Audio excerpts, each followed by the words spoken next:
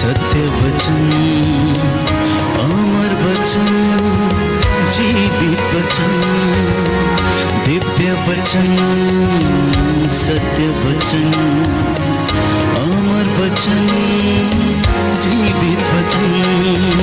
साई दा बामा बनी दा बामा बगरे सा निरे सा निरे सा निरे सा निरे सा। दिव्य वचन, सत्य वचन, अमर वचन, जीवित वचन, दिव्य वचन, दिव्य वचन।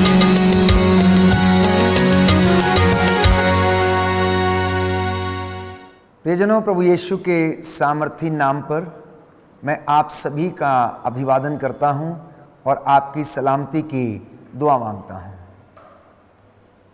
पिछले भाग में हमने पाप के मुख्य विषय पर मनन चिंतन किया था और हमने जानने की कोशिश की कि पाप क्या है, कहाँ से उत्पन्न होता है और किस तरह से इस संसार में आया है। और बाइबल से मैंने आपके लिए पढ़ा कि सबसे पहले स्वर्ग में ये पाप कमाया गया ईर्ष्या के कारण। लूसीफर जो फरिश्ता था उसने परमेश्वर के विरुद्ध विद्रोह किया और उसके बाद आदम और हेवा ने जब वो शैतान के द्वारा बहकाए गए, प्रलोभन में डाल दिए गए, तो उन्होंने ईश्वर की आज्ञा का उल्लंघन करके पाप किया, क्योंकि पाप तो आज्ञा का उल्लंघन है। इतना ही नहीं, संत पौलुस योहन के पहले पत्र में लिखता है कि शरीर की वासना के गर्भ से पाप उत्पन्न होता है और मृत्यु को जन्म देता है, क्योंकि हर पाप का वेतन तो मृत्यु है। उसी को आगे बढ़ाते हुए आज हम मनन चिंतन करेंगे कि इस पाप के परिणाम क्या है। आखिर इन पापों से हमारे जीवन में क्या होता है। सबसे बड़ा दुष्प्रभाव ये है कि जब पाप इंसान के जीवन में आ जाता है तो वह ईश्वर की कृपा से उसे वंचित कर देता है, अर्थात पाप कृपा को छीन लेता है। हमारे जीवन में कृपा का स्तर जो है गिरने लगता है और जब हमारी कृपा कम होने लगती है, हमारे जीवन में ईश्वर की उपस्थिति भी कम होने लगती है। कुछ एक उदाहरण हम देखते हैं कि दाऊद के विषय में हम पढ़ते हैं, जब उसने पाप किया तो उसे अपने राजमहल से वंचित रहना पड़ा। उसके अपने ही लोगों ने उसका मजाक उड़ाया और उसे पत्थरों से मारने की कोशिश की। यूदस ने जब पाप कर डाला, जब प्रभु को गिरफ्तार करवा दिया, चुंबन से उनको धोखा दिया, तो उसके जीवन में भी एक ऐसी परिस्थिति आई जब उसने आत्महत्या करने का निर्णय ले लिया। उसका अपना ही अपराध बोध उसे खाने लग गया और उसने सोचा कि मैंने एक धर्मात्मा के साथ अन्याय किया है, मुझे ये नहीं करना चाहिए था, और इसी के कारण उसने जाकर पेड़ पर लटककर, बाइबल हमें बताती है कि फांसी लगा ली। तो पाप हमें भटकाता है, पाप हमारे जीवन से अनॉइंटिंग को छीन लेता है, हमारे अभिषेक को हमसे छीन लेता है। परमेश्वर की दया से हम वंचित हो जाते हैं, उसकी महिमा से हम दूर चले जाते हैं और इसके दुष्परिणाम जो अपने जीवन में देखते हैं, ये हमारी आत्मा का नाश करता है। ये हमारी आत्मा का नाश करता है। शैतान के प्रपंच, प्यारे भाइयों और बहनों, नित्य प्रतिदिन प्रभु के लोगों पर आकर वार करते, उन्हें प्रलोभन देते हैं और उनके द्वारा ऐसे घृणित काम करवाने की कोशिश करते हैं जिससे कि उनकी आत्मा का सर्वनाश हो जाए, क्योंकि उन्हें पता है आत्मा तो अजर और अमर है। शरीर तो मिट्टी में मिल जाएगा, लेकिन इस आत्मा को ईश्वर के पास लौटना है। और यदि वह स्वस्थ नहीं है, यदि वह सुंदर नहीं है, यदि वह निर्दोष नहीं है, तो तो वह स्वर्ग राज्य में प्रवेश नहीं कर पाएगी। इतना ही नहीं, हमने यह भी जानने की कोशिश की कि वासना के गर्भ से पाप उत्पन्न होता है और पाप का वेतन मृत्यु है। और प्रलोभन में पड़ा हुआ कोई भी व्यक्ति ये ना कहे कि ये प्रलोभन जो है ईश्वर की ओर से आता है। नहीं प्रियजनों, ईश्वर की ओर से कोई भी प्रलोभन हमें नहीं दिया जाता है, क्योंकि बाइबल कहती है कि तुम्हें ऐसा कोई भी प्रलोभन नहीं दिया गया जो तुम्हारी शक्ति से परे है। अर्थात इंसान अपने आप में समर्थ है। अगर वो कोशिश करता है तो वो अपनी हर बुराई से, हर पाप से आजाद हो सकता है। आज हमारे जीवन में लगातार एक संघर्ष चलता रहता है, लगातार एक द्वंद्व चलता रहता है, लगातार एक ऐसा हम लोग महसूस करते हैं कि इंसान अपने अंदर ही एक युद्ध कर रहा है, शारीरिक और आत्मिक युद्ध। हमारा शरीर इच्छाएं करता है कि उसे स्वास्थ्य मिले, उसे ऐशो आराम की जिंदगी मिले, लेकिन आत्मा इसके विपरीत इच्छा करती है, क्योंकि जब शरीर इन सारी बुराइयों से होकर गुजरता है तो आत्मा कमजोर पड़ने लगती है। लेकिन जब शरीर अपने आप को तपाता है, शरीर जब तपस्या करता है, आत्मत्याग करता है, कष्टों से गुजरता है, दुखों से गुजरता है, परमेश्वर की हुजूरी में बैठता है, तो आत्मा स्ट्रांग हो जाती है, आत्मा दृढ़ हो जाती है, उसके अंदर वो सामर्थ्य आ जाता है। तो जब इंसान अपने ही अंदर इस संघर्ष को महसूस करता है तो इसका कारण यह है कि हमारे जीवन में स्टेबिलिटी नहीं है, स्थिरता नहीं है। हम ये भी करने की कोशिश करते हैं और ये भी करने की कोशिश करते हैं। एक ही समय पर हम दो काम करने की कोशिश करते हैं। हम गलत काम करते हैं और उसके तुरंत बाद जाकर पाप स्वीकार करने की कोशिश करते हैं, उसके बाद फिर से आकर उसी पाप में हम विलिप्त हो जाते हैं, उसी पाप में हम फिर से लिप्त हो जाते हैं। तो गलातियों को लिखते हुए संत पौलुस हमें बताता है अध्याय 5 पद संख्या 17 में, क्योंकि हम शरीर की वासनाओं से संचालित हैं, इसलिए हम में स्थिरता नहीं है, स्टेबिलिटी नहीं है। क्योंकि इंसान की एक ज़रूरत पूरी होती है तो वह दूसरी ज़रूरत को पूरा करने की कोशिश करता है। इच्छाओं की कभी पूर्ति नहीं होती।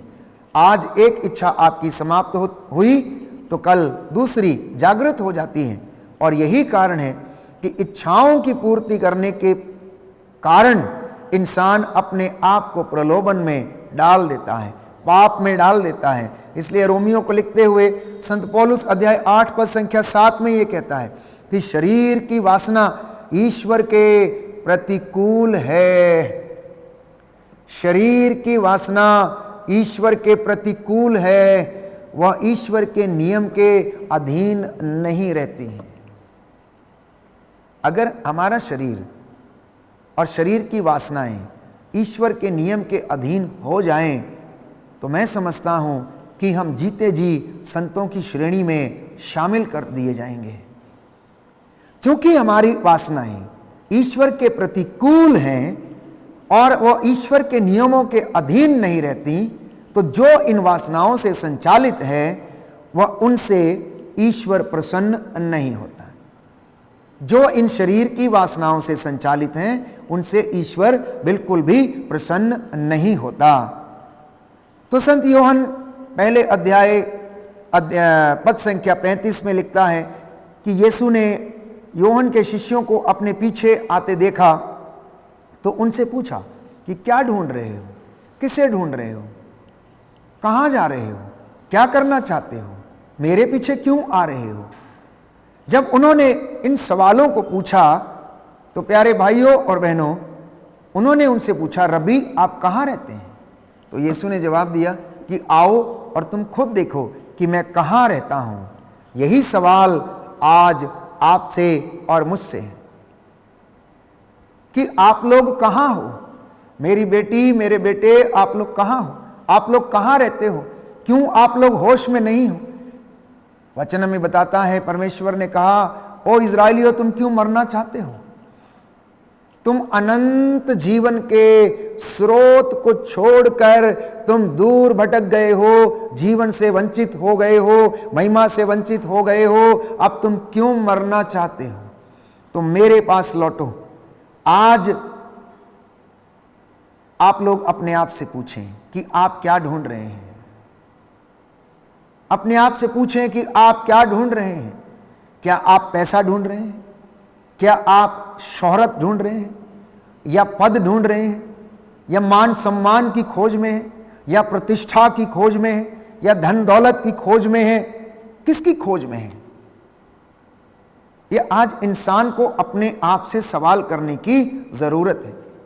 जब तक आप अपने विषय में नहीं जानेंगे तब तक कोई भी ईश्वर के नजदीक नहीं आ पाएगा। क्योंकि जब हमें अपनी ही बातों का पता नहीं, हमें अपने उद्देश्यों का पता नहीं, तो हम अपने आप को ठगा सा महसूस करेंगे। और स्वाभाविक सी बात है कि निराशा हमारे जीवन में आ जाएगी, हम टूट जाएंगे और जल्दी ही हम निराश हो जाएंगे। तो हमारे जीवन की अनेक अपेक्षाएं हैं, परंतु ये पूरी नहीं होती। अगर हम इन्हें पूरा करने की कोशिश करते हैं और ये पूरी नहीं होती तो हमें दुख होता है। तो अपने उद्देश्यों को जानिए, अपने आध्यात्मिक जीवन के उद्देश्यों को जानिए और पहचानिए। अपने पारिवारिक जीवन की जिम्मेदारियों को और उद्देश्यों को जानिए और पहचानिए। एक दंपति को अपने वैवाहिक जीवन के प्रति जो जिम्मेदारियां हैं उसको जानना और पहचानना अत्यंत आवश्यक है। माता पिता को अपने बच्चों के प्रति जो जिम्मेदारियां हैं उन्हें जानने की आवश्यकता है, उन्हें पहचानने की आवश्यकता है। मैं जानता हूं कि आप इन सारी बातों से वाकिफ हैं, क्या करना चाहिए, क्या करना नहीं चाहिए। तो प्रियजनों, याद रखिए, जितनी ज़्यादा सुविधाएं हैं हमारी उतनी ज़्यादा व्यस्तता बढ़ती जाती है, और जब हमारी व्यस्तता बढ़ जाती है तो उतनी ही ज़्यादा अशांति, उतनी ही ज़्यादा बेचैनी हमारे जीवन में आने लगती है। जब हमारे पास कुछ नहीं था, आराम से, सुकून से, चैन की नींद सोते थे। आज हमारे घर में हर एक चीज़ है, आपके एंजॉयमेंट की, एंटरटेनमेंट की, आपकी अपेक्षाओं की पूर्ति करने की हर एक चीज़ है, लेकिन फिर भी आप चैन की नींद सोने में असमर्थ हैं, फिर भी आप बेचैन रहते हैं। कितने लोग, प्यारे भाइयों और बहनों, उस सुख की नींद को लेना चाहते हैं परंतु वो मिलती नहीं है। बिस्तर है पर नींद नहीं है, भोजन है परंतु खा नहीं सकते हैं, मित्र हैं लेकिन उनसे रिश्ते जो हैं कड़वे हैं, उनसे मनमुटाव हैं, भाई बहनों से हमारा मेल मिलाप नहीं है, हम क्षमा नहीं कर पा रहे हैं। इसलिए हमारे जीवन में बहुत सारी अशांति है, और इसका मुख्य कारण ही है पाप, ईर्ष्या, घमंड, अहंकार, द्वेष, घृणा, जिसकी वजह से मन अशांत रहता है।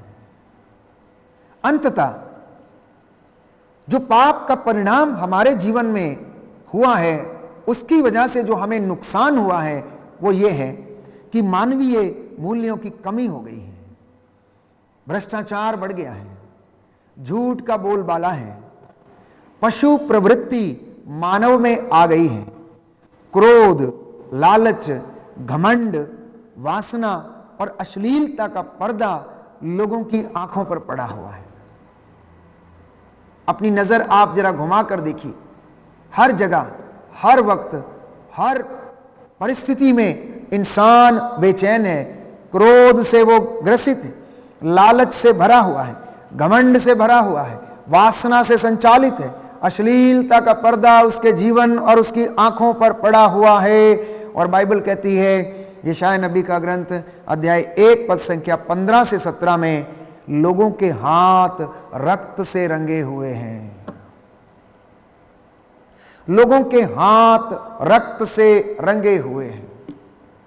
सबसे बड़ा जो घृणित पाप आज इस दुनिया के ऊपर छाया हुआ है, उसे घेरे हुए हैं, वो है प्यारे भाइयों और बहनों निर्दोष की हत्या। निर्दोष की हत्या, जो कि भ्रूण हत्या के द्वारा कमाई जाती हैं। भ्रूण हत्या के द्वारा दंपति इस पाप को कमाते हैं, और वे लोग जितने भी विवाह से बाहर शारीरिक संबंध बनाते हैं और इसके द्वारा वो पाप करते हैं, प्रभु का वचन ये कहता है लोगों के हाथ रक्त से रंगे हुए हैं। तो जानिए, अच्छी तरह से समझिए कि आखिर ये समय किस काम के लिए है। प्रभु का राज्य जो है खाने पीने का, ऐशो आराम का और पाप करने का नहीं, परंतु प्रभु का वचन ये कहता है कि प्रभु का राज्य अनंत शांति और सुख और आशीष प्रदान करने का राज्य है। इसलिए मत्ती के सुसमाचार अध्याय 6 पद संख्या 33 में हम पढ़ते हैं कि प्रभु ये कहता है कि तुम सबसे पहले ईश्वर के राज्य और उसकी धार्मिकता की खोज करो और बाकी की चीजें तुम्हें यूं ही मिल जाएंगी। पाप प्यारे भाइयों और बहनों बहुत ज्यादा भयानक है और यह पीछा करता है, एक पीढ़ी और उसके बाद दूसरी पीढ़ी, दूसरी पीढ़ी से तीसरी पीढ़ी तक। जब तक इसका अकाउंट यीशु मसीह के द्वारा क्लोज ना कर दिया जाए, तब तक ये हमारे परिवारों के पीछे, हमारे जीवन के पीछे पड़ा रहता है। इसका रूप भयानक है। तो अगर हम पाप में जीवन बिताते हैं तो स्वर्ग राज्य के अधिकारी हम नहीं बन सकते।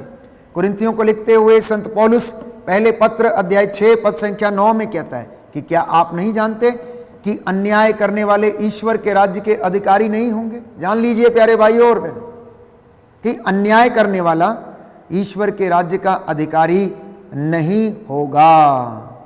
इसलिए संत पौलुस कहता है धोखे में ना रहें। व्यभिचारी, मूर्ति पूजक, परिस्त्रीगामी, लौंडे, शराबी, पुरुषगामी, निंदक और धोखेबाज और अविश्वासी जो मूर्ति पूजक के बराबर है, ईश्वर के राज्य का अधिकारी नहीं होगा। इसलिए मैंने कहा कि पाप का परिणाम हमारे जीवन में यह होता है कि वो हमसे कृपा को छीन लेता है, हमसे हमारे अभिषेक को छीन लेता है, हमें ईश्वर के राज्य से वंचित कर देता है। इब्रानियों के पत्र अध्याय 10 पद संख्या 26 में हम पढ़ते हैं कि सत्य का ज्ञान प्राप्त कर लेने के बाद भी यदि हम जानबूझकर पाप करते हैं तो पापों के प्रायश्चित के लिए कोई बलिदान नहीं रह जाता है। इसलिए जो व्यक्ति ये जानता है कि पाप क्या है, पाप का परिणाम क्या है, और उसको जान लेने के बावजूद भी, सत्य का ज्ञान प्राप्त कर लेने के बावजूद भी यदि वो उसी घृणित पाप में, बुराई में गिरता है, तो उसके लिए कोई दूसरा प्रायश्चित का बलिदान नहीं रह जाता है। तो पाप जीवन से, मैंने कहा, कृपा को छीन लेता है। बाइबल हमें बताती है और स्पष्ट करती है थिस्सलुनीकियों के पहले पत्र अध्याय 5 पद संख्या 16 से 22 में कि अगर कोई व्यक्ति पाप करता है तो वो खुश नहीं रह सकता। पहली बात, अगर किसी ने पाप किया है तो वो खुश नहीं रह सकता। अगर किसी ने बुराई कर दी है तो वो शांति में जीवन व्यतीत नहीं कर सकता। अगर कोई पाप करता है तो वो प्रार्थना नहीं कर सकता है। यदि कोई पाप करता है तो वो ईश्वर से दूर चला जाता है। यदि कोई पाप करता है तो वो ईश्वर को धन्यवाद नहीं दे सकता है। यदि कोई पाप में गिर जाता है तो आत्मा की प्रेरणा का उसके अंदर से दमन हो जाता है, क्योंकि ये पाप आत्मा की प्रेरणा को क्या कर देता है, खत्म कर देता है, दमन कर देता है। जब हम पाप की अवस्था में हैं तो पवित्रता हमसे छिन जाती है, पवित्रता चली जाती है और हमारा अपना ही अपराध बोध हमें क्या करने लगता है, झकझोरने लगता है, तोड़ने लगता है, खाने लगता है, हमें नष्ट करने लगता है। और एक स्थिति ऐसी आती है जब हम अपने आप को हारा हुआ सा महसूस करते हैं। इतना ही नहीं, यदि व्यक्ति पाप करता है तो ईश्वर के अनुग्रह से वो वंचित हो जाता है। वो अनुग्रह उसके जीवन में नहीं आता है, वो उन्नति उसके परिवार में नहीं आती, उसका घर फलता फूलता नहीं है, वो स्टैटिक हो जाता है। उसके घर पर शैतान पहरा देने लगता है और हर घड़ी, हर परिस्थिति में उन्हें नीचे गिराने की कोशिश में वो लग जाता है। इतना ही नहीं, पाप की अवस्था में हमारे जीवन से अभिषेक चला जाता है। और ऐसे लोगों के विषय में जिनको प्रभु ने चुना, नियुक्त किया, अभिषेक दिया, उन्हें अभियंजित किया, और अगर वे पाप की स्थिति में रहते हैं तो अभिषेक उनके जीवन से चला जाता है। और प्रकाशित वाक्य अध्याय 2 में हम पढ़ते हैं, तुम इस पर विचार करो कि तुम कितने ऊंचे स्थान से नीचे गिर गए हो। अब ना तो तुम ठंडे हो और ना ही गर्म हो, या तो तुम ठंडे हो जाओ और या गर्म हो जाओ। ईश्वर की इच्छा के अनुसार वो व्यक्ति जो पाप करता है नहीं चल सकता है, उसकी आज्ञा को मानने को वो तैयार नहीं होगा। अगर उसे सही सलाह दी जाएगी तो वो भी उसे गलत लगेगी। आजकल के कई नवयुवक और युवतियां इस प्रकार के बंधनों में हैं, इसलिए माँ बाप की, गुरुओं की, पुरोहितों की शिक्षा क्या लगती है, उन्हें खराब लगती है, क्योंकि पाप ने इस कदर उनको अपने चंगुल में और वश में कर लिया है प्यारे भाइयों और बहनों, कि वे उससे निकल पाने में असमर्थ हैं। एक सुंदर वचन हम पढ़ते हैं प्रवक्ता ग्रंथ में, बाइबल हमें बताती है कि जो पाप छिपाता है वो उन्नति नहीं करता है। जो पाप छिपाता है वो उन्नति नहीं कर सकता है, लेकिन जो पापों को प्रकट करके उसे छोड़ देता है, प्रभु का वचन ये कहता है उस पर दया की जाएगी और वो उन्नति पाएगा और उसके जीवन में बुराई नहीं रहेगी। अगर बुराई करने की इच्छा भी होगी तो पवित्र आत्मा के सामर्थ्य से वो उससे बच जाएगा। प्रवक्ता ग्रंथ अध्याय 27 पद संख्या 30, जो बुराई करता है, जो पाप करता है, उससे उसी को हानि होती है, यद्यपि वो नहीं जानता कि वो कहाँ से आती है। तो इतनी तमाम चीज़ें हैं जो पाप के कारण मनुष्य के जीवन में घर कर लेती हैं और उसका घर उजाड़ देती हैं, और ऐसे घर शीघ्र ही उजड़ जाते हैं। इसलिए प्रवक्ता ग्रंथ अध्याय 2 पद संख्या 3 में प्रभु का वचन ये कहता है कि ईश्वर से लिपटे रहो। प्रियजनों, प्रिय दंपतियों, प्रिय परिवार के लोगों, आप लोग परमेश्वर से लिपटे रहें ताकि अंत में आपका कल्याण हो। क्योंकि प्रभु साफ साफ कहता है, जो दृढ़ता पूर्वक उस पर विश्वास नहीं करता, उसकी आज्ञा को नहीं मानता, उनके घर शीघ्र ही उजड़ जाते हैं। और जिन घरों में प्रेम नहीं है उसमें ईश्वर का निवास नहीं है। इसलिए इस पाप से जो घिनौना है, इस पाप से जो भयानक है, इस पाप से जो नष्ट करता है, इस पाप से जो आत्मा की प्रेरणा का दमन करता है, पूरा पूरा बचने का प्रयास करें। संत पौलुस कहता है ये दिन बुरे हैं, वर्तमान समय का आप पूरा पूरा लाभ उठाएं, परमेश्वर की हजूरी में आ जाएं, घुटना टेकें, हाथों को उठाएं, आंसू बहाएं, अपने पूर्वजों के पापों के लिए, माता पिता के पापों के लिए, अपने बच्चों के पापों के लिए, उनकी प्राण रक्षा के लिए आप परमेश्वर के आगे दुहाई दें, जिससे कि वो उन पर दया करें। मैं समझता हूं कि पवित्र आत्मा ने आपको प्रेरणा दी है आज के वचन को स्वीकार करने की, सुनने की और समझने की। ये वचन जो आज सुनाया गया है आपके जीवन में 100 गुना फल लाए, मैं यही प्रार्थना करता हूं। प्रभु आपको आशीष दे। आमीन।